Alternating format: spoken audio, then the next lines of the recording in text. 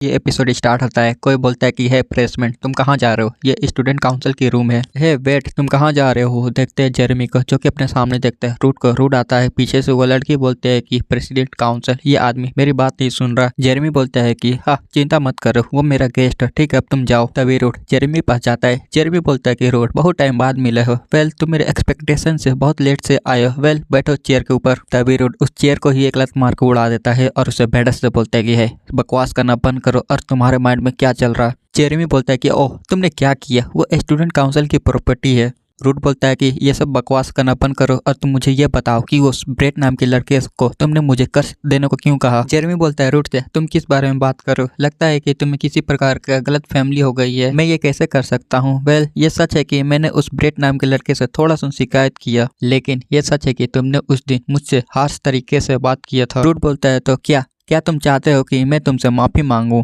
Jeremy बोलता है कि नो वे, मैं तो बस तुमसे बात करना चाहता था। रूट बोलता है कि क्या तुमने मेरे साथ ये सब किया सिर्फ बातचीत करने के लिए? तो ठीक है बताओ तुम मुझसे क्या करवाना चाहते हो। जेरेमी बोलता है कि इन दिनों तुम प्रोफेसर डेनियम से कांटेक्ट में दिख रहे हो। क्या मैंने तुम्हें पहले वार्न नहीं किया कि प्रोफेसर डेनियम ग्रेस वो डेंजर है? रूट बोलता है कि हाँ मुझे तो ऐसा कुछ भी याद नहीं है। जेरेमी बोलता है कि रूट तुम जितना समझ रहे हो तुमने शायद रियलाइज नहीं किया, डेमियन ग्रेस वो बहुत डेंजरस है। तुम डेमियन ग्रेस के बारे में नहीं जानते। तभी रूट बोलता है कि क्योंकि उसके पास 1000 फ्रॉम ड्रैगन का दिल है। ये सुन के जेरेमी भी हैरान हो जाता है। जेरेमी बोलता है कि तुम पहले से जानते हो, मैंने एक्सपेक्ट नहीं किया था। हाँ तुम स्काई प्रेरिक टेक्निक के अगले सक्सेसर हो। मुझे यकीन है कि तुमने स्काई शॉट इमोर्टल से ये सुना होगा, लेकिन मुझे अभी भी समझ में नहीं आ रहा कि तुम प्रोफेसर डेनियम के कांटेक्ट में क्यों हुआ। तुम्हें इसके बारे में पहले से पता है? तो तभी बोलता है कि हाँ मुझे समझ में आ गया। तुम्हें स्काई शॉट इमोर्टल ने ऑर्डर दिया होगा कि कुछ भी डेंजर चीज दिखे तो उन्हें बताना। रूट अपने मन में सोचता है कि वो कमीना बास्टर्ड, मुझे वो बिल्कुल पसंद नहीं है। वो ऐसे एक्ट करता है कि वो सब कुछ पहले से ही जानता है। Of course sky shot immortal ही है जो कि उसे मार सकता है, इसलिए पॉसिबिलिटी है कि उसी ने उसके ऊपर नजर रखना बोला होगा। इसी रीजन से तुम शायद फंस गए होंगे। तभी रूट उसकी तरफ बढ़ते हुए बोलता है कि मुझे पता है कि तुम क्या सोच रहे हो। जेरेमी डुबे तुम गलत फैमिली में हो। इस बार प्रोफेसर डेमियन ग्रेस वो नहीं मरेंगे। मैं ये मैक्स शेयर करूंगा। सीन कट होता है। कोई बोलता है कि नहीं मैं इसे और ज्यादा अवॉइड नहीं कर सकता, मुझे बताना ही होगा रूट को ये फैक्ट कि 1000 फ्रॉम ड्रैगन का दिल के बारे में। हम देखते हैं यह प्रोफेसर डेमियन ग्रेस रहता है और वो रीजन जो वो दिल मेरे पास है। फिर डेमियन ग्रेस अपने बचपन के बारे में सोचने लगता है और छोटा डेमियन ग्रेस बोलता है कि ग्रैंडपा तो आज मुझे आप क्या सुनाने वाले हैं। उसका ग्रैंडपा बोलता है कि डेबल अपने टेरिटरी को कैसे पढ़ाते हैं। छोटा डेमियन बोलता है कि नहीं आज मुझे ड्रैगन स्लेयर की स्टोरी सुनना है। जब मैं बड़ा हो जाऊंगा तो मैं अपने ग्रैंडपा की तरह एक ड्रैगन स्लेयर बनूंगा। डेमियन बताता है कि मेरे पेरेंट्स जो कि एक ड्रैगन स्लेयर थे, जब मैं बहुत छोटा था तब वो मारे गए, लेकिन मेरा देखभाल मेरे ग्रैंडपा ने किया। मेरे ग्रैंडपा ने मुझे बड़ा करने में बहुत इफेक्ट लगाया कि मुझे अपने पेरेंट्स का कभी फील नहीं होने दिया। मैंने सोचा कि मैं भी एक अच्छा ड्रैगन स्लेयर बन सकता हूँ अपने ग्रैंडपा की तरह। अगर वो ना होता तो माना हाइपर सेंसिटिव। तभी डेमियन का कुछ होता है और वो नीचे बैठ जाता है। ग्रैंडपा बोलता है कि डेमियन बताता है कि माना हाइपर सेंसिटिव ये एक रेयर डिजीज था जिसमें रोगी के बॉडी के अंदर माना ओवर रिएक्ट करता है, जिसका लाइफ धीरे धीरे खत्म कर देता है। आगे बोलता है कि काउंटलेस डॉक्टर्स मैजिशियन आए, लेकिन उन लोगों ने भी हाथ खड़ा कर दिया। उन लोगों को भी नहीं पता था कि इस डिजीज को कैसे ठीक करे। इसकी वजह से मैं बहुत सालों से रूम से नहीं निकला। तभी आसमान में बिजली चमकता है। देखते उसके ग्रैंडपा को जो कि आता है और डेमियन बोलता है कि ग्रैंडपा आप कहाँ गए थे? तो उसका ग्रैंडपा बोलता है कि डेमियन क्या तुम जीना चाहते हो? तो ये बात सुन के डेमियन जैसे तैसे अपने बिस्तर पर बैठता है। तभी उसके ग्रैंडपा अपने जेब से कुछ निकालता है और बोलता है कि लो इसे खा लो। डेमियन बोलता है कि वो क्या है? तो उसके ग्रैंडपा बोलते हैं कि बस तुम इसे खा लो और तुम ठीक हो जाओगे। और डेमियन के पास जाता है और उसके मुंह में ठूस देता है। और डेमियन दर्द के मारे चिल्लाने लगता है, लेकिन उसके ग्रैंडपा उसको पकड़ के बोलते हैं कि मुझे माफ करना डेमियन। फिर हमें उसके ग्रैंडपा के फेस को दिखाया जाता है। बहुत से लोग उसके फेस को देख के समझ ही गए होंगे कि ये कौन है। और अगले सीन में देखते हैं डेमियन को जो कि ये सब के बारे में बता रहा होता है और घबराते हुए बोलता है कि इसमें ग्रैंडपा की कोई गलती नहीं है, उन्होंने तो मुझे सिर्फ बचाया था। अगर तुम्हें किसी को दोष देना है तो वो मुझे दो। मैंने अनजाने में 1000 फ्रॉम के दिल को उधार लिया जिसने मेरे एग्जिस्टेंस को बढ़ाने के लिए दूसरे लोगों की जान दी। मुझे माफ कर दो रूट डेनाडोस। हमें पता चलता है कि ये सारी स्टोरी रूट को सुना रहा होता है कि उसके साथ क्या क्या हुआ। सीन कट होता है एल्केमी क्लब का रूम। देखते हैं हेनेथ को जो कि अपने मन में सोचती है कि मैंने उसे कहा कि मैं उसे पसंद करती हूँ। तभी हेनेथ को कोई बोल रहा होता है कि हेनेथ हेनेथ जागो, तो हेनेथ जागती है। हम देखते हैं कि हेनेथ के पास एक दूसरी लड़की आती है और उससे बोलती है हेनेथ क्या तुम्हारा आज कोई लिटरेचर का क्लास नहीं है? तुम तो 30 मिनट पहले ही निकल जाती थी लियन से मिलने के लिए। हेनेथ बोलते है कि वेल मैं कॉन्सेंट्रेट नहीं कर पा रही हूँ क्योंकि मेरा माइंड इधर से उधर सिर्फ भटक रहा है। फिर वो अपने मन में सोचती है अपने मास्टर के बारे में। उसके मास्टर बोलते हैं कि हेनेथ आज तुम कॉन्सेंट्रेट ठीक से नहीं कर पा रही हो तो क्यों ना आज का दिन हम लोग रेस्ट करें। हेनेथ बोलते हैं कि आई एम सॉरी मास्टर। तो वो लड़की बोलती है तो क्या तुम इस बार में चिंता कर रहे हो कि फेस्टिवल बहुत जल्दी आने वाला है और तुम एल्केमी क्लब में अच्छे मेंबर्स को ज्वाइन करवाना चाहती हो? हेनेथ बोलती है कि वेल ये सब छोड़ो, तुम तो बिजी थी ना अपने ग्रेजुएशन के थीसिस लिखने के बारे में। हर साल एरेटियम में आधे से भी कम ग्रेजुएशन होते हैं तो इसलिए तुम्हें हार्ड वर्क करना चाहिए। वो सीनियर कुछ नहीं बोल पाते, उसका मुंह ही बंद हो जाता है और बोलती है लेकिन तुमने बताया नहीं अगर ये फेस्टिवल के लिए नहीं है तो तुम किस बारे में चिंता कर रही हो? तभी हेनेथ बोलती है कि सीनियर मुझे बताओ कि अगर तुम्हारा कोई फ्रेंड कोई गर्लफ्रेंड बना लेता है तो क्या वो अब तुम्हारे साथ नहीं घूमेगा और तुम सैड और एनोइंग फील करोगी और तुम सोच भी नहीं पाती। उसकी बात सुन के उसका सीनियर हंसने लगती है और बोलते कि ओ आई सी एक रिलेशनशिप। हेनेथ को बोलती कि क्या तुम किसी रिलेशनशिप में हो? तो वो हेनेथ बोलती है कि नहीं ऐसी बात नहीं है। तभी गेट से ठुक ठुक आवाज आती है, वहां से एक बंदा निकलता है। हम देखते हैं ये रूट रहता है और बोलते हैं कि क्या ये जगह एल्केमी क्लब है? हेनेथ भी उसे देख लेती है और बोलती है तुम यहाँ क्या कर रहे हो? तो रूट बोलता है कि तुम्हारा क्या मतलब है कि मैं यहाँ क्या कर रहा हूँ? मैं यहाँ ज्वाइन होने आया हूँ क्लब में। हेनेथ बोलते कि लेकिन तुम तो मैजिशियन भी नहीं हो। तभी उसके सीनियर बोलते कि हेनेथ यहाँ कहीं भी नहीं लिखा है कि सिर्फ मैजिशियन ही इस क्लब को ज्वाइन कर सकते हैं। फिर वो बोलते हैं कि हे स्टूडेंट वहाँ पर फॉर्म है जाके उस फॉर्म को भर दो। रूट उस फॉर्म को भरने लगता है। उसके सीनियर बोलते कि हेनेथ क्या ये वही है जिसके बारे में तुम बात कर रही थी? जाओ उसे मनाओ। हेनेथ बोलते कि नहीं बिल्कुल नहीं। उसकी सीनियर वहाँ से जाते हुए बोलती है अपने रूट से वेलकम न्यूबी, तुम्हें हेनेथ गाइड करेगी, मैं जा रही हूँ यहाँ से, मुझे अपनी थीसिस लिखनी है। हेनेथ बोलते कि ये कितना एनोइंग है। रूट बोलता है कि हाँ ये हो गया। हेनेथ अपने मन में सोचती है कि सच में मैं पागल हो जाऊंगी, मैं इसका फेस नहीं देखना चाहती। फिर वो रूट से बोलते कि ला वो मुझे दो। एल्केमी में नो एक्सपीरियंस, मैजिक में कोई अंडरस्टैंडिंग नहीं, एप्लीकेशन भरने का मोटिवेशन, मैन्युफैक्चर मेडिसिन पोशन का, तो ये रीजन है तुम्हें एल्केमी क्लब में ज्वाइन होना है। रूट बोलता है कि क्या इससे कोई प्रॉब्लम है क्या? तो हेनेथ बोलते कि नहीं मेरा मतलब है कि मैंने एक्सपेक्ट नहीं किया था। ठीक है जाके वहाँ बैठो, मैं जा रही हूँ रिकॉर्ड को देखने। तभी रूट की नजर साइड में जाती है जहाँ पर बहुत सारे बुक पड़े हुए रहते हैं और एक चीज को पकड़ते हुए बोलता है कि हीट स्ट्रोक। रूट बताता है कि द सोर्स ऑफ लाइफ माना वर्ल्ड का पावर जो कि बॉडी के अंदर फ्लो करता है। सदियों के खोज के बाद भी ये अननोन पावर जो कि एक सब्जेक्ट बन गया है डिस्कवर का। सिंपल वर्ड में बोले तो वर्ल्ड के अंदर कुछ ऐसी भी पावर है जिसके बारे में ह्यूमंस पता नहीं लगा पाए और कुछ ऐसी भी डिजीज है जिसके अभी भी आइडेंटिफाई नहीं किया गया है। और ये हीट स्ट्रोक 21 अननोन डिजीज में से एक है जिसमें बॉडी मानव को बाहर निकालता है और बॉडी उसे हैंडल नहीं कर पाता और वो बुखार के कारण मर जाता है। ये कुछ ऐसा है जो कि प्रोफेसर डेनियम से कुछ डिफरेंट है। अपने प्रीवियस लाइफ में हेनेथ ने अपनी पूरी लाइफ अपने बड़ी बहन लाओसा हरपुलिया को जो कि हीट स्ट्रोक से सफर करती थी उसके ट्रीटमेंट खोजने में बिता दिया। काउंटलेस रिसर्च करने के बाद फाइनली उस सक्सेसफुल हुई ट्रीटमेंट खोजने में। तभी देखते हैं हेनेथ को जो कि बोलती है कि सिस्टर फाइनली मैंने कर दिखाया। तभी वो कुछ देख के हैरान हो जाती है। रूट बोलता है कि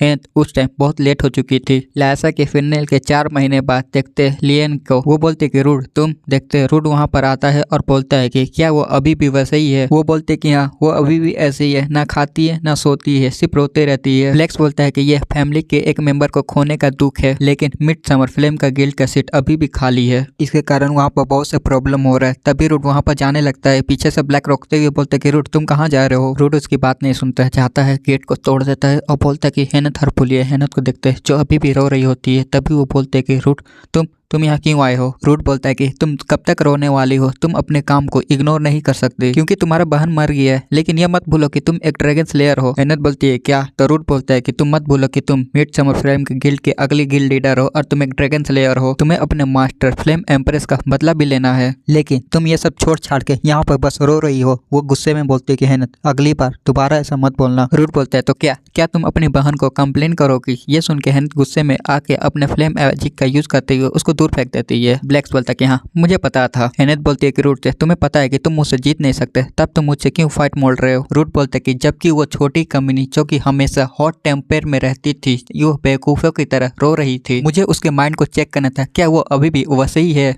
लेकिन सच में वो कमीनी अभी भी स्ट्रांग है, ये अभी भी हमारे पार्टी में एक्सेप्ट करने लायक है, इसलिए लूजर पर्सन की तरह बड़बड़ाना बंद करो और कल से दोबारा से हमारे साथ ज्वाइन हो जाओ। उसकी ऐसी बातें सुन के हेनेथ हंसने लगती है और रूट के सर पे टपली मारती है और बोलती है हंसते हुए, हाँ तुम सच में पागल हो रूट डेनाडोस। प्रेजेंट टाइम का सीन, हेनेथ बोलते हैं कि हे तुम क्या कर रहे हो, दूसरे को रिसर्च पेपर को पढ़ना बंद करो। रूट बोलता है कि तुमने इन्हें ऐसे फैलाया है कि मानो कि तुम चाहती हो कि मैं उसे जाके देखूं। वैसे तुम इंट्रैक्टेबल डिजीज का स्टडी क्यों कर रही हो? इंट्रैक्टेबल डिजीज जो कि उसका ट्रीटमेंट करना बहुत मुश्किल है। हेनेथ बोलती है क्योंकि यह इनक्यूरेबल डिजीज है, इनक्यूरेबल डिजीज जो कि इसका कोई इलाज नहीं है। हेनेथ अपने मन में सोचते हैं कि फार्मा के विचार, डॉक्टर, यहाँ तक कि नोबेल प्रिस्ट भी इस डिजीज को ठीक नहीं कर पाए और मेरी बड़ी बहन जो कि एक लाश की तरफ पड़ी है। तभी रूट बोलता है कि ये कोई इनक्यूरेबल डिजीज नहीं है, मैंने ऐसे भी पेशेंट देखे जो कि वो ठीक हो गए हैं। ये सुन के हेनेथ हैरान हो जाती है, उसके हाथ में जितने भी बुक थे सारे गिर जाते हैं और बोलती है कि क्या सच में, कौन, कहाँ, कैसे? रूट बोलता है कि ये एक मोडी वुमेन थी जो कि इस डिजीज का ट्रीटमेंट खोजी थी, वो मर गई है। हालांकि मैं ज्यादा एल्केमी के बारे में नहीं जानता, इसलिए मैंने थोड़ा ही से नहीं सीखा है। अगर हमें सही इंग्रेडिएंट्स मिलता है तो हम उस मेडिसिन को बना सकते हैं, लेकिन उसके लिए सबसे पहले तुम्हें मेरी हेल्प करना होगा, मेरे लिए कुछ पोषण खरीदना होगा तुम्हें। इतने में हेनेथ रूट के जाके गले लगा लेती है और रोते हुए बोलती है कि रूट तुम्हारा थैंक यू। रूट बोलता है कि इट्स ओके, कोई बात नहीं, और अपने मन में बोलता है कि इस बार लेट नहीं होगा। सीन कट होता है, कहानी सुनाने वाला आता है और बोलता है कि एरेटियम हर लास्ट स्पेयरिंग में एक फेस्टिवल होस्ट करता है और बहुत लंबा चौड़ा बताता है। मैं शॉर्ट में बता देता हूँ कि यह फेस्टिवल तब से मनाया जाता है जब सातों ड्रैगन को सील किया गया था और इस फेस्टिवल के अंदर बाहरी से भी लोग आ सकते एरेटियम के अंदर। अगले सीन में लियोन को देखते जो कि अपने मन में बोलते हैं कि मैंने उससे कहा कि क्या तुम मेरे साथ फेस्टिवल घूमोगे, लेकिन उसने मना कर दिया। वो इन दिनों बहुत बिजी है, मुझे नहीं लगता है कि वो मुझे अवॉइड कर रहा है, लेकिन उसका चेहरा देखना और भी अब मुश्किल होते जा रहा है। वो ऐसे सोच रही होती है और सोचते सोचते सांस लेती है। हम देखते हैं कि उसके बगल में हेनेथ भी बैठी हुई रहती है, वो भी दोनों साथ में सांस लेते हैं। तभी वो दोनों अपने एक दूसरे को नोटिस करते हैं, दोनों हैरान हो जाते हैं। लियोन बोलते कि हरपुलिया तुम इस टाइम यहाँ क्या कर रही हो, क्या तुम्हें फेस्टिवल नहीं घूमना? हेनेथ बोलती है कि वो फिर अपने मन में सोचती है रूट के बारे में, जब उसने रूट को गले लगाया हुआ रहता है और अपने सर को पकड़ते हुए बोलते कि वेट, मुझे उस सिचुएशन को इसे एक्सप्लेन क्यों करना है? मैंने इसके बारे में कई बार सोचा, लेकिन यह कोई डेटिंग या पसंद करने जैसा कुछ भी नहीं है। और हेनेथ बोलती है लियोन से, लेकिन तुम यहाँ अकेले क्यों बैठी हो, क्या तुम्हें नहीं घूमना है, क्या तुम्हारा कोई फ्रेंड नहीं है? लियोन घबराते हुए बोलते कि नहीं, मेरे पास एक अपॉइंटमेंट है। हेनेथ बोलते कि ओ ऐसा बात है, ये तो तुम्हारे लिए काफ़ी अच्छी बात है। वैसे मैंने उन्हें मना कर दिया, लेकिन अब मैं फेस्टिवल के टाइम अकेले हो गई हूँ और मेरे पास अब कोई नहीं है। लियोन बोलते कि हा तुम सच में बहुत हॉनेस्ट हो हरपुलिया। हेनेथ बोलते कि हे तुम हंस क्यों रहे हो, क्या तुम मुझे चिढ़ा रही हो? लियोन बोलते कि एक्चुअली मैंने तुमसे झूठ बोला, मेरे पास कोई अपॉइंटमेंट नहीं है और मेरे साथ घूमने के लिए मेरा कोई फ्रेंड भी नहीं है। हेनेथ सबसे पहले उसकी तरफ घूरती है और बोलते है कि ठीक है, लेकिन मैं कोई सिली नहीं हूँ और तुम मुझे हेनेथ बोल सकती हो। वेल, तुम और मैं एक दूसरे को सच में पसंद नहीं करते, लेकिन तुम कम से कम इतनी टैलेंटेड तो हो जो कि मुझसे बात कर सकती हो। ये पसंद आए या ना आए, हमें इस एकेडमी के अंदर एक दूसरे का शक्ल तो देखना ही पड़ेगा। लियोन बोलते कि सच में तुमने उसे उंगली ले दी है। हेनेथ बोलते कि क्या तुम मुझसे फाइट करना चाहती हो? लियोन बोलते कि नहीं, ये तो एक कॉम्प्लीमेंट था तुम्हारे ईमानदार होने के लिए। हेनेथ बोलते कि अगर तुम जानती हो तब तुम क्यों बोल रही हो? तभी पीछे से लियोन बोलते कि हे गाइस, बहुत टाइम बाद मिल रहे हैं, तुम दोनों यहाँ क्या कर रही हो? हेनेथ बोलते कि ये आ गई, मैं सुबह से बहुत परेशान हूँ। लियोन बोलते हैं कि हेनेथ तुम सच में बहुत मीन हो, मैंने तो सिर्फ तुम्हें हेलो ही बोला था। तभी उसकी नज़र लियोन की तरफ जाता है और बोलते हैं कि और तुम कौन हो, क्या तुम भी रूट के फ्रेंड हो? लियोन बोलते हैं कि मेरा नाम लियोन कैरी है और तुम कौन हो? लियाना बोलते कि मेरा नाम लियाना सिल्क्रिट है, टेक्निकली कहूँ तो मैं तुम्हारा सीनियर लगूंगी, लेकिन अगर तुम रूट के फ्रेंड हो तो तुम भी मेरे फ्रेंड ही लगोगे। तभी हेनेथ बोलते कि तुम क्या करने की ट्राई कर रही हो? मुझे नहीं लगता है कि तुम सिर्फ यहाँ पर बात करने आए होगे, क्या रूट ने तुम्हें ये सब करने का ऑर्डर दिया? लियाना बोलते कि नहीं। तो हेनेथ बोलते कि नहीं से तुम्हारा क्या मतलब है? लियाना बोलते है कि मैंने तुम्हें दूर से ही नोटिस कर लिया कि तुम फेस्टिवल के टाइम में यहाँ पर अकेले बैठी हो, तो ज्यादा पॉसिबिलिटी है कि तुम्हारे पास कोई फ्रेंड नहीं है फेस्टिवल में घूमने के लिए, इसलिए तुम दोनों फ्री होकर यहाँ बैठी हो। गुस्सा जाती है और बोलते है कि है तुम्हें क्या लगता है कि तुम कौन हो मेरे बारे में बोलने वाली? मैं क्या करता हूँ, मैं क्या नहीं करती, तुम कौन हो? वो लियोन शांत कराती हुई बोलते कि अरे शांत हो जाओ।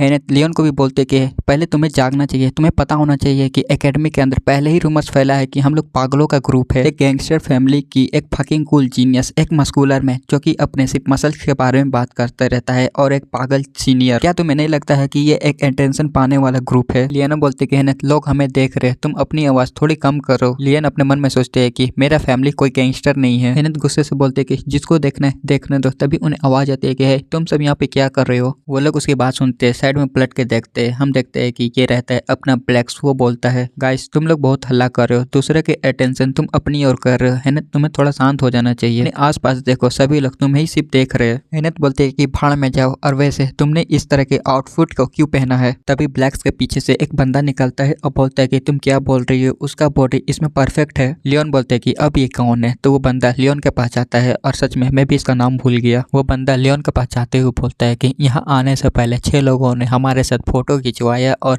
8 लोगों ने हमसे ऑटोग्राफ मांगा। मास्टर ब्लैक्स का गोट का मसल से और ऐसे ही फालतू की बात करता है। लियोन बोलते हैं कि मेरे पास मत आओ, मैं तुम्हें जान से मार डालूंगी। हेनेत ब्लैक्स से बोलते हैं कि एनीवेज तुम उसके कब से क्लोज हो गए। ब्लैक्स बोलता है कि वो काफी स्ट्रॉन्ग है, मैंने उसे इन्वाइट किया और मैंने उसे मसल ट्रेनिंग भी दी है और हमने मसल्स के बारे में, बॉडी के बारे में बहुत बात भी की। लियोन उसकी बात सुन के बोलते हैं कि वाह कितना डिस्गस्टिंग। लियोन बोलते हैं कि मैं इतनी दूर से भी उसके पसीने की गंध को सूंघ सकती हूँ। ब्लैक्स बोलता है कि स्टोरेज एक जेंटलमैन होते हैं और जेंटलमैन को लेडीज को एस्कॉर्ट करना चाहिए, तो हम सभी एक साथ है, तो चलो साथ में मिलके घूमते हैं फेस्टिवल को। वो तीनों वहाँ से जाने लगते हैं। हेनेत बोलते हैं कि हाँ मुझे अभी भी याद आया कि मैंने एक स्टॉल में आइसक्रीम देखा था, मुझे वो खाना है। लियाना बोलते हैं कि हाँ मुझे भी खाना है, और लियोन बोलता है कि मुझे तुम्हारे साथ बिल्कुल नहीं घूमना है। अगले सीन में कुछ केक्स को दिखाया जाता है जो कि हेनेत खा रही होती है और बोलती है कि हाँ सच में मैं बहुत थक गई हूँ। वैसे मैं जितना इसके बारे में सोचती हूँ मैं उतना ही कंफ्यूज होती हूँ वो क्या सोच रहा होता है। तभी लियोन बोलते हैं कि क्या तुम्हारा मतलब रूट से है। तभी हेनेत के दिमाग की बत्ती चलता है और बोलते हैं कि उसने सभी को एक जगह इकट्ठा किया, मानो कि वो कुछ प्लान बना रहा है और वह खुद अकेले कहीं और चला गया, और कुछ दिन पहले उसने बहुत सारे पोशंस को भी खरीदा था। लियोन बोलते हैं क्या पोशन। हेनेत लियाना की तरफ देखती है जो कि उसी की तरफ देख रही होती है और बोलती है नहीं नहीं कुछ नहीं। लियाना बोलती है उन दोनों से तुम दोनों रूट के पीठ पीछे बात कर रहे हो, क्या तुमने नहीं कहा कि तुम उसके फ्रेंड हो। जब मैं इसके बारे में सोचती हूँ तो अब तुम्हें उसको फ्रेंड बोलना बंद कर देना चाहिए। हेनेत उस पर चिल्लाते हुए बोलती है कि तुम्हें क्या पता, तुम इसमें सिर्फ इंटरप्ट कर रही हो, तुम तो सिर्फ रूट के चारों तरफ सिर्फ घूमती हो। और वो दोनों ऐसे ही लड़ने लगते हैं। तभी लियोन बोलते हैं कि हाँ बहुत हो गए, अब मैं यहाँ से जा रही हूँ, मुझे रेस्ट करना है। लियोन जाते हुए अपने मन में सोचती है जैसा कि हेनेत ने कहा कि रूट किसी और चीज के ऊपर फोकस कर रहा है। उसने कहा कि फ्यूचर में एक बहुत बड़ा ट्रबल होगा, अभी वो आने वाले इंसिडेंट से बचने के लिए तैयारी कर रहा है। मेरा उसे इंटरप्ट करने का कोई प्लान नहीं है, लेकिन आई होप कि वो सब कुछ अकेले ना ले जाए। सीन कट होके हमें लाइब्रेरी का सीन दिखाया जाता है। रूट को देखते हैं जो कि स्टडी कर रहा होता है, फिर उस बुक को बंद कर देता है और बोलता है कि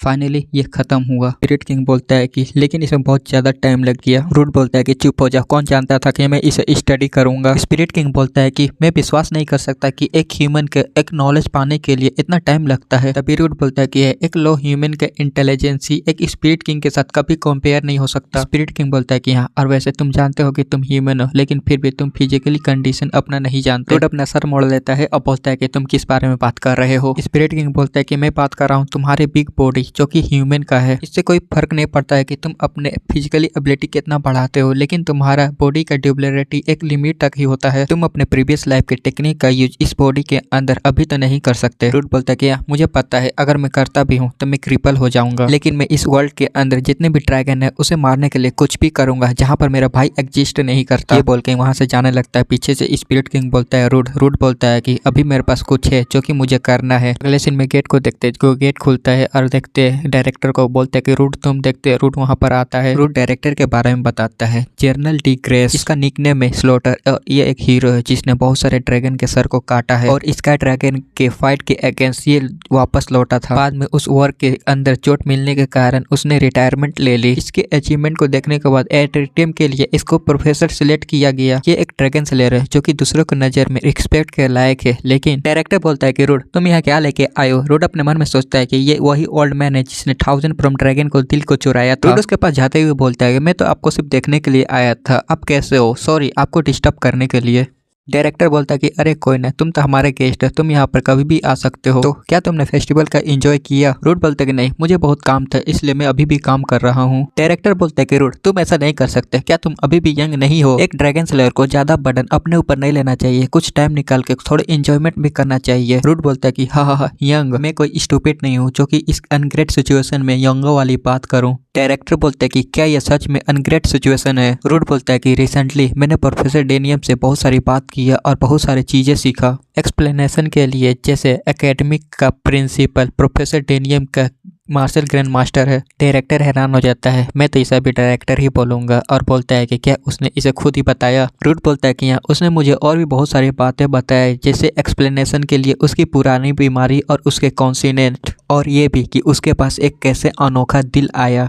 डायरेक्टर एकदम सीरियस हो जाता है और बोलता है कि रूट बोलता है कि मुझे नहीं पता कि आप ओल्ड होने के कारण ये बातें सुनते सुनते थक गए हैं कि नहीं, लेकिन मैं उस 1000 फ्रॉम ड्रैगन के दिल के बारे में बात कर रहा हूँ जो कि आपने अपने ग्रैंडसन के अंदर उस दिल को रखा है। इतने में डायरेक्टर तेजी से जाते हुए रूट के गले को पकड़ लेता है और रूट पे स्माइल देता है और अपने मन में सोचता है कि हाँ, मुझे पता था कि वो अपने आप को रोक नहीं पाएगा। वो एक ड्रैगन स्लेयर है जो कि खाली बैठा है, लेकिन उसका ना ऐसे ही स्लॉटर नहीं पड़ा है, वो अपने खाली हाथों से ही एक ओरा स्वॉर्ड बना सकता है। लेकिन मैंने भी पूरा प्रिपरेशन कर लिया है। तभी देखते डायरेक्टर हैरान हो जाता है, तभी वो पीछे हट जाता है। देखते डायरेक्टर ने अपने स्वॉर्ड को निकाल लिया रहता है और बोलता है कि मुझे नहीं पता था कि तुम पहले यहाँ पर आके ये बोलोगे। और बैडस से बोलता है कि लगता है कि तुम पहले ही मरने के लिए तैयार हो के आए हो। रूट भी अपने स्वॉर्ड निकालते हुए बोलते हैं कि क्या आप एक स्टूडेंट को मारने वाले हैं, वो भी एकेडमी के अंदर। तो डायरेक्टर स्माइल देते हुए बोलते हैं कि नहीं, ये तो एक मजाक था। और रूट के ऊपर अटैक करते हुए बोलता है, मैं तो बस तुम्हारे पैर हाथ को काट दूंगा कि ताकि तुम चुप रहो। रूट भी एक स्लेस मार देता है, लेकिन उसका स्लेस कोई काम का नहीं रहता है। तभी उस अटैक को रोकते हुए बोलता है कि वो ऐसा अटैक कर रहा हूँ मानो कि सच में वो मुझे पीसेस में काट देगा।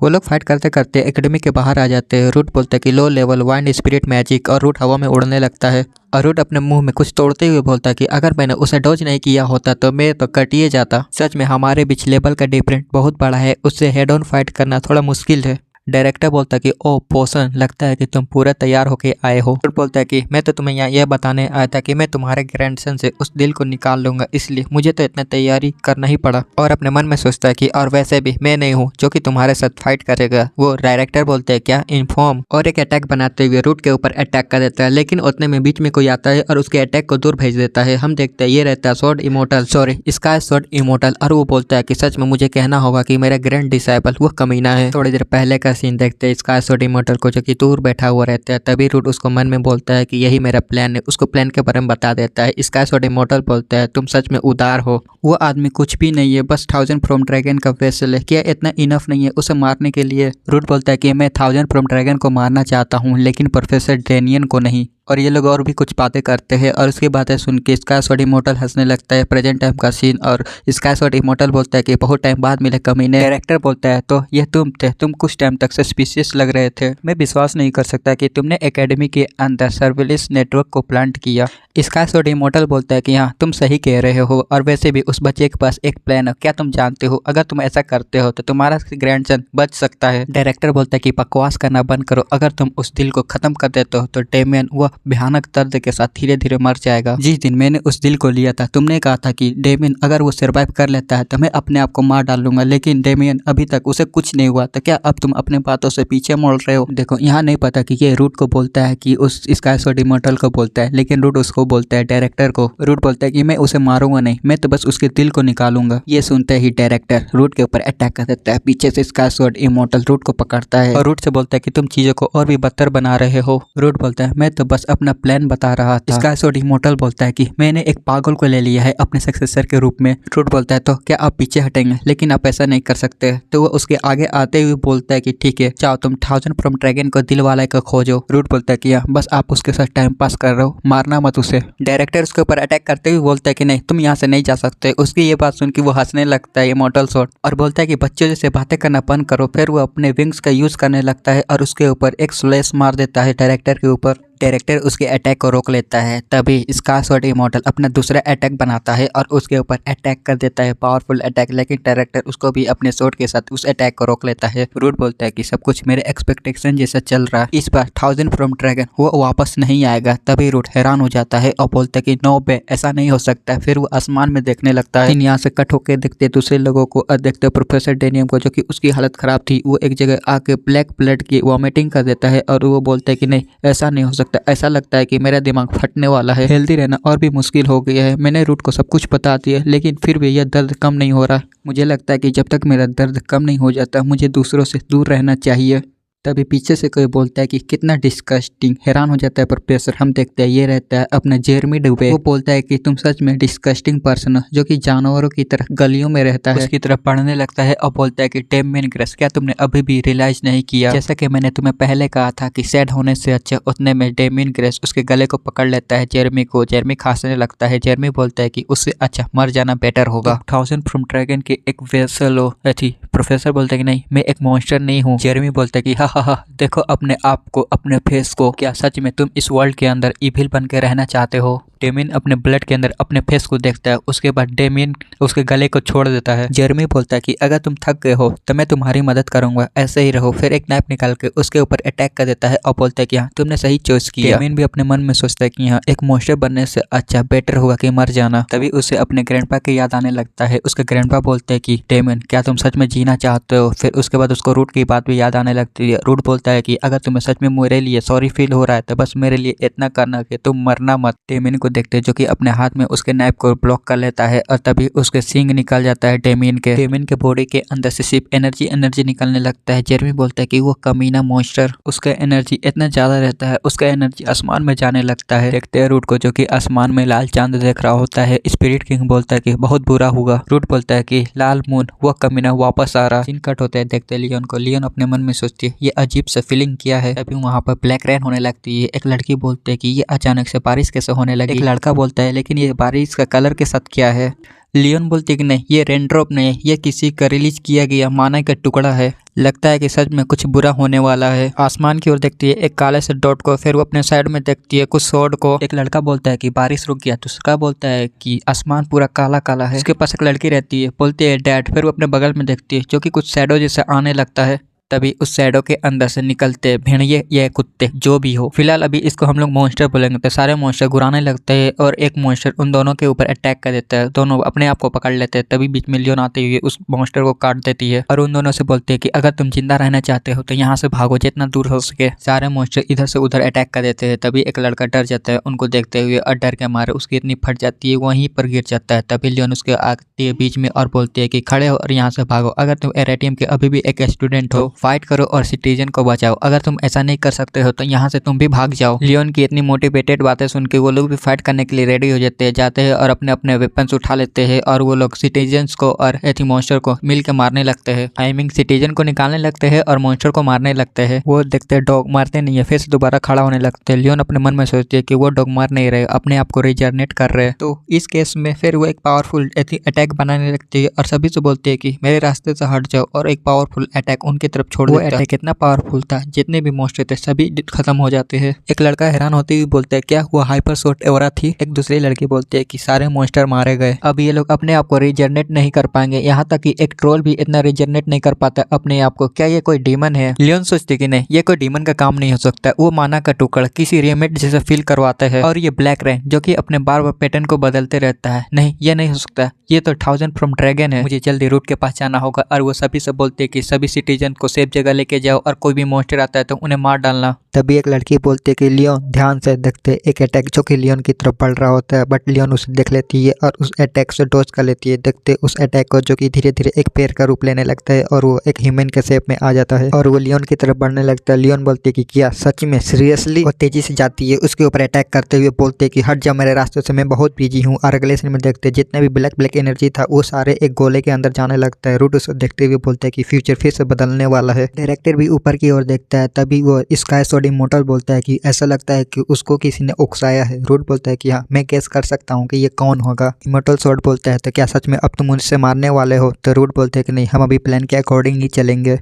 डायरेक्टर बोलता है कि क्या तुम इस सिचुएशन में भी डेमियन को खोजोगे? तभी डेमियन वहां पर आते हुए बोलता है कि मुझे खोजने की कोई जरूरत नहीं है। स्काई स्वॉर्ड इमॉर्टल भी उससे देखता है और बोलता है तो वो खुद ही यहाँ पर आ गया। तभी डेमियन एक कस के रोर करता है। डायरेक्टर भी उसे देखता है और बोलता है डेमियन। फिर डेमियन का फ्लैशबैक याद करने लगती है। डेमियन के मदर ने क्या बोला था और बोलती है कि फादर प्लीज आप मुझसे प्रॉमिस करिए कि आप डेमियन को सेव करके रखेंगे। प्लीज फादर आप मुझसे प्रॉमिस करिए। उसके फादर भी रोते हुए बोलते हैं कि ठीक है। प्रेजेंट टाइम का सीन और डायरेक्टर रोते हुए बोलता है कि मैं फिर से वही गलती कर रहा हूँ। डेमियन को को देखते हैं जो कि खड़ा रहता है, तभी अचानक से अपने जगह से हिलता है और अपने ग्रैंडपा के ऊपर ही अटैक कर देता है। उसके ग्रैंडपा भी कुछ नहीं करते, एक जगह खड़ा रहते हैं, तभी वहाँ पर धुआं धुआं हो जाता है। तभी उसके ग्रैंडपा हैरान हो जाते हैं, वो देखते हैं अपने सामने रूट को जो कि उसको बचा लिया रहता है। तभी रूट डेमियन के ऊपर अटैक कर देता है, डेमियन पीछे जाता है और तभी रूट एक दूसरा अटैक करने ही वाला रहता है। तभी उसके ग्रैंडपा बोलते हैं कि नहीं, तुम ऐसा नहीं कर सकते, मेरे होते हुए मेरे बच्चे को कुछ नहीं कर सकते, और रूट के ऊपर ही अटैक कर देता है। तभी डायरेक्टर के अटैक में एक अटैक आकर लगता है और डायरेक्टर पीछे फेंकाते हैं। हम देखते हैं ये स्काई शॉट इमॉर्टल रहता है और रूट से बोलता है कि क्या तुम पागल हो गए हो, वो खुद मरना चाहता था। रूट बोलता है तो क्या हुआ, हम उसे ऐसे ही मरने नहीं दे सकते। तो इमॉर्टल शॉट बोलता है कि लेकिन उसने खुद ही अपने ऊपर लेके आया। रूट बोलता है कि किसी को मरने की जरूरत नहीं है, मुझे बस उसके दिल को निकालना है, मुझे अपने प्लान पर पूरा विश्वास है। वो स्काई शॉट इमॉर्टल बोलता है कि तुम सन ऑफ विच, ठीक है तुम अपने प्लान के अकॉर्डिंग चलो, लेकिन याद रखो कि तुम उसे पूरे ड्रैगन में बदलने नहीं दे सकते। रूट बोलता है कि मुझे पता है, बस अब दूसरी ओर देखे grand master. Sky shot immortal बोलता है कि अरे चिंता मत करो, मुझ पर छोड़ दो सब। फिर रूट डेनियम की तरफ देखता है और बोलता है कि उसकी आंखें पहले ही ड्रैगन की तरह हो गई है। तभी प्रोफेसर डेनियम अपने हाथों से नुकीली चीज निकालता है और रूट की तरफ बढ़ जाता है अटैक करने के लिए। तभी रूट अपने हाथ को आगे बढ़ाता है और अपने मन में सोचता है मैंने पहले ही प्रोफेसर डेनियम के सारे मूव को सीख लिया है, तो उससे निपटना मेरे लिए ज्यादा हार्ड नहीं होगा।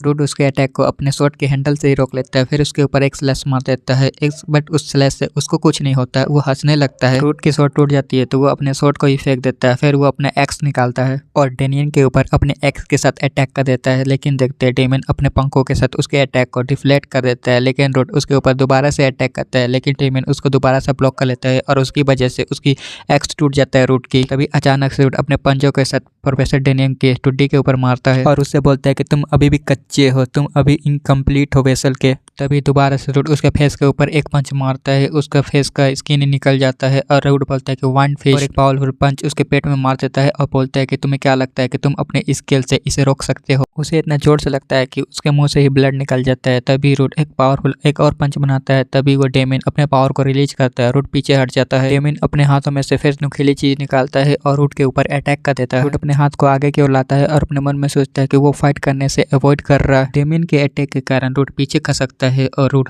डेमियन को देखता है और अपने मन में सोचता है जैसे जैसे फाइट आगे बढ़ रहा है वो धीरे धीरे स्ट्रॉन्ग हो रहा है। इससे पहले कि वो अपने फुल पावर के अंदर आए मुझे जल्दी कुछ करना होगा उसे रोकने के लिए। डेमियन बोलता है कि बहुत लंबे टाइम से खाना ना खाने के बाद पेट बहुत खाली है, रेड मून के नीचे ताजा ब्लड, क्या मस्त डिनर है। तभी डेमियन अपने हाथों को जोड़ देता है, रूट फाइट पोजीशन पर आ जाता है और अपने मन में सोचता है कि वो अपने माना को रिकवर कर रहा है। डेमियन को देखते हैं जो कि एक फॉर्मेशन टाइप आगे में खोलता है और उसी फॉर्मेशन के साथ रूट पे अटैक कर देता है। बहुत सारे ब्लैक लैंड रूट के ऊपर अटैक कर देती है, उसको चारों तरफ से घेरने लगती है। रूट बोलता है क्या एक्सट्रीम सेंस। रूट उस अटैक को जैसे तैसे रोकता है, तभी अपना वो शॉट निकाल देता है और अपने मन में सोचता है मैं हेवनली डिफाइंड शॉट का यूज नहीं करना चाहता था क्योंकि उसमें बहुत ज्यादा माना लगता है, लेकिन लगता है कि मेरे पास कोई रास्ता नहीं है, और एक पावरफुल अटैक उसके ऊपर मार देता है। वो अटैक इतना पावरफुल था डेमियन के सारे अटैक को बीच में से ही चीर देता है। स्पिरिट किंग बोलते है कि रूट क्या तुम ठीक हो। रूट बोलता है कि नहीं मैं ठीक नहीं हूँ। स्पिरिट किंग बोलता है कि मैंने सुना है 1000 फ्रॉम ड्रैगन के बारे में जो कि वो अपने ओपोनेंट को पावर को एब्जॉर्ब करता है, हालांकि अभी भी मुझे विश्वास नहीं हो रहा कि वो अभी भी अपने मैजिक का यूज कर सकता है इतने सालों बाद भी। रूट अपने पॉकेट से पोशन निकालते हुए बोलता है कि इससे समझ में आता है कि उसने 10 साल पहले हजारों ड्रैगन स्लेयर को मार के उसके पावर को एब्जॉर्ब किया था। तभी डेमियन बोलता है कि ह्यूमन तुम एक डेड मीट हो, मैं जब तक तुमको खाऊंगा जब तक तुम्हारी हड्डियां ना दिखने लगे। फिर अपने पंजों के साथ रूट के ऊपर अटैक कर देता है, लेकिन रूट उसको अपने शॉट के साथ उसको डिफ्लेक्ट कर लेता है और अपने मन में सोचता है कि उसका पहले से मूवमेंट तेज हो गया है और अपना स्पेयर निकालता है और उस डेमियन के ऊपर अटैक कर देता है। ये अटैक इतना पावरफुल था उसको चीर देता है। वो गुस्से से देखता है डेमियन रूट को और फिर अपने मैजिक का यूज करता है। उसका मैजिक देख के रूट अपने आप को पीछे की ओर लेता है और बोलता है कि मुझे लगता है कि अपने पावर को एक जगह इकट्ठा करके उसके ऊपर अटैक करना होगा। फिर वो टकला प्रोफेसर के बारे में सोचने लगता है। टकला प्रोफेसर बोलता है कि रूट तुम्हारा स्पेयर टेक्निक वो काफी अच्छा है, एक पॉइंट पे तुम्हें बस एक्सपीरियंस की जरूरत है, तुम्हारे प्रोफेसर के रूप में मैं तुम्हें नेक्स्ट लेवल तक ले जाऊंगा, इसलिए मैं तुम्हें एक टेक्निक सिखाऊंगा जिसका नाम है। अगले से मैं रूट को देखते हैं जो कि अपने 4 विंग्स को खोल लेता है। रूट बोलता है थंडर स्पेयर और अपने स्पेयर के अंदर थंडर लाते हुए बहुत तेजी से उस स्पेयर को फेंक देता है। उस स्पेयर बहुत तेजी से जाते हैं, उतने में सीन कट होकर ब्लैक्स की ओर आता है। ब्लैक्स बोलता है ये थोड़ा अजीब है। पीछे से वो दूसरा बंदा बोलता है कोच वो अजीब नहीं है, तुम्हारे पिछवाड़े को एक कुत्ता काट रहा है। ब्लैक्स उसको मार देता है और बोलता है कि ये सब छोटे मोटे चीज मेरा कुछ नहीं बिगाड़ सकते। पीछे से वो बोलता है कि वाओ कोच तुम बेस्ट हो। तभी हेनेथ को देखते हैं, हेनेथ बोलते कि बात करना बंद करो और फोकस करो इस गंदगी जैसे कुत्ते को मारने पर।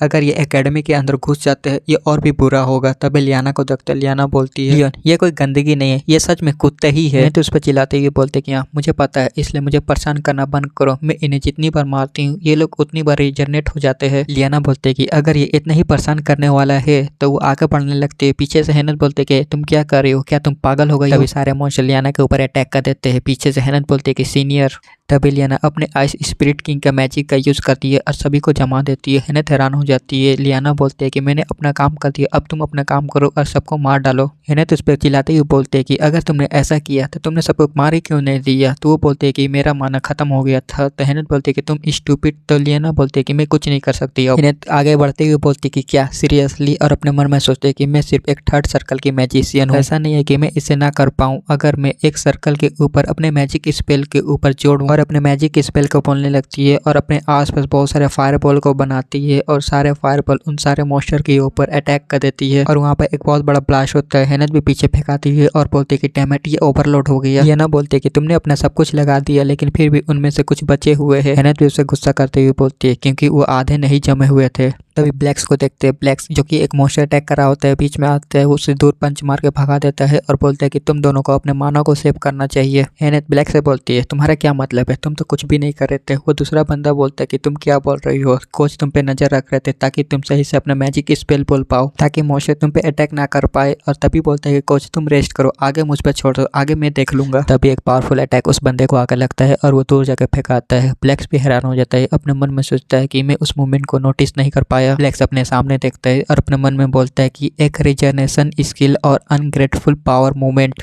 वो मॉन्स्टर ब्लैक्स के ऊपर अटैक कर देता है, ब्लैक्स भी उसके ऊपर अटैक कर देता है। दोनों के पंचेस आपस में टकराते हैं। ब्लैक्स अपने मन में सोचता है ये तो स्टोरेज फैमिली के कॉम्बैट टेक्निक है। वो दोनों पंचेस के पंचेस ऊपर मार रहे होते हैं। ब्लैक्स अपने मन में सोचता है कि माना स्ट्रेंथ सभी एकदम परफेक्ट है। तभी ब्लैक्स पीछे हटता है, देखते उस मॉन्स्टर को जो कि अपना एक पावरफुल पंच बना के उसके ऊपर मारता है, लेकिन ब्लैक्स उससे बच रहा होता है और उसको ब्लॉक कर रहा होता है उसके अटैक को। तभी एक पंच ब्लैक्स को लग जाता है और ब्लैक्स के मुंह से ब्लड निकल जाता है। तभी एक दोबारा पंच मारता है ब्लैक्स के पेट में और ब्लैक्स अपने मन में सोचता है कि सच में वो मुझसे ज्यादा पावरफुल है, मैं उसके ओवरविल पावर को फील कर सकता हूँ। तभी वो मॉन्स्टर एक लात मारता है ब्लैक्स के ऊपर, लेकिन ब्लैक्स अपने हाथों के साथ उसको ब्लॉक कर लेता है और अपने मन में सोचता है कि मेरे लिए यह फाइट जितना मुश्किल है, लेकिन स्टोरेज फैमिली वो कभी पीछे नहीं हटते। तभी वो मॉन्स्टर दोबारा से एक पंच मार देता है। ब्लैक्स भी इधर से एक पंच मार देता है। दोनों के पंचेस के बीच में कोई आता है और दोनों को पंचेस को रोक लेता है और पीछे की ओर झटक देता है। ब्लैक्स बोलता है कि क्लियर मेसो। वो बोलते हैं कि नहीं प्रोफेसर क्लियर। प्रोफेसर क्लियर उस मॉन्स्टर को मारते हुए बोलते हैं कि तुम निकम्मे बच्चे, तुम्हें सिचुएशन को एंड तक देखना चाहिए और सोचना बंद नहीं करना चाहिए। मुझे तुम्हें कितनी बार बताना चाहिए कि तुम अपने विल पावर से सब कुछ नहीं कर सकते। और हेनत और लियाना से बोलते हैं कि हे गाइस क्या तुम लोग ठीक हो? हेनत बोलते हैं कि हम ठीक है, लेकिन वो मॉन्स्टर हम देखते हैं उस मॉन्स्टर को जो कि दोबारा से रिजनरेट करने लगता है। हेनत बोलते हैं कि वो मॉन्स्टर इंक्रीज हो रहे हैं। प्रोफेसर क्लियर बोलते हैं कि यह यूजलेस है, वो कितने भी हो जाए लेकिन मैं उन्हें आराम से हैंडल कर लूंगी।